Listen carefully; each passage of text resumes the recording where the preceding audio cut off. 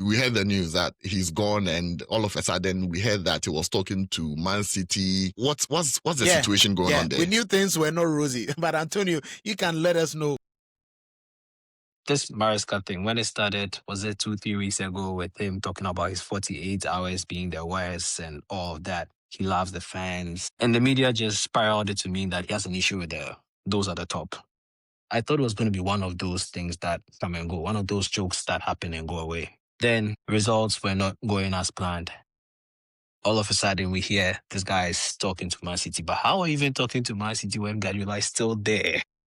But I could understand that part too. Yesterday, I did not see it coming at all. The first night, New Year's Eve, we're expecting to be getting ready for Man City. Hopefully, we can pull out our magic of beating the big boys and losing to Leeds and co. Then we hear this news. But again, it felt like, no, and this was one of those things. But as the nights drew closer with Fabrizio tweeting constantly, it looked like it was bound to happen. And for me, I felt Maresca may have orchestrated all of this. Most Chelsea fans are pissed about this, blaming the board and all of that. But I try to look at it from another angle, from also being a worker, going to work every day, how maybe there are days I love my job, there are days I don't love my job. Looking at it from that angle, I think this guy instigated everything from that 48 hours thing he said, trying to get himself fired. Maresca seems to be one very ambitious guy. He came from Leicester, spent how many seasons? Was it one season, won the league, straight to Chelsea, told to everything they were doing. We have this model we want to use. He kowtowed to everything. And he showed in his first season, I know what, I can actually win things. And my stock price gone high. So how about we try and demand some more stuff and see if they are going to also play ball, same way I kowtowed. Are they also going to play ball? And it seems that Chelsea model is the power is concentrated real up there with the sporting directors.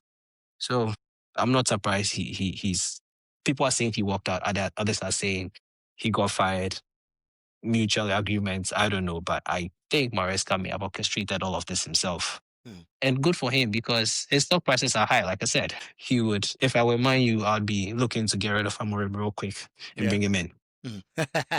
So you have to throw in Man United in there. Exactly. But Antonio, looking at this, do you think that anything went wrong tactically? For me, I think that Maresca, with his eye for the Manchester City job, has brought this upon himself with the current wranglings. We know, yes, there are issues with Chelsea's team and all that, but do you think anything went tactically wrong and behind the scenes that might have, sparked up, this thing? Because we felt after winning the Club World Cup, he was the toast of the front and the entire team. Yeah.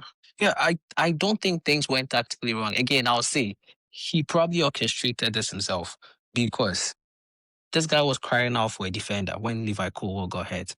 He was consistently talking about how Colwill is the center of his team.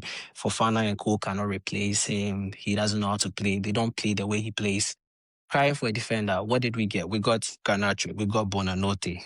We got some other weird signings. And still that problem wasn't solved. That the leadership felt we have enough defenders, make do with what you have, which is what you get when you are dealing with people like this.